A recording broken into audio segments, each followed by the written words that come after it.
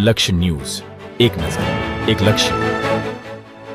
રાજકોટના ઉપલેટામાં નગરપાલિકા અને કોન્ટ્રાક્ટરોની મિલીભગત કે બેદરકારીને કારણે સ્થિતિ અત્યંત ગંભીર બની છે.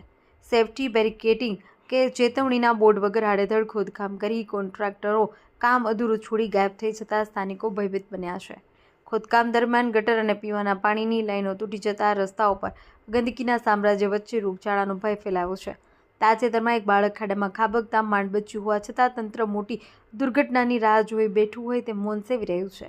ખોદકામ કર્યા બાદ કોઈપણ પ્રકારના બેરિકેડ કે ડાયવર્ઝન મૂક્યા વગર કોન્ટ્રાક્ટરો ચાલતા જતા સ્થાનિકો પરેશાન થયા છે.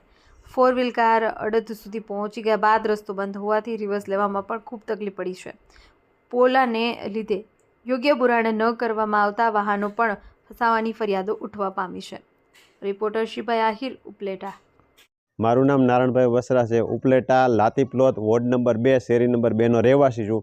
અને ભૂગર્ભ ગટરનું જે કામ ચાલુ છે એમાં એકેય બાજુ બેરીગેટ નથી લગાવેલું અને ભૂગર્ભ ગટરમાં જે નળના કનેક્શન ને બધું તૂટી ગયેલા છે એનું કોઈ યોગ્ય સમારકામ નથી કરેલું, જેથી કરીને સ્થાનિકને પરેશાની છે. અને કેટલાય વાહન ચાલકો, કેટલા બાળકો અને કેટલાય ફોર વ્હીલોવાળાના ફોર વ્હીલો ફસાઈ જવાથી અત્યારે પ્રજા ત્રસ્ત છે. અને રાત્રિ દરમિયાન અત્યારે કોઈ પણ બેરીગેટ નથી લગાડ્યું, તો આનો જે અકસ્માત થશે તો એનો જવાબદાર કોણ થશે?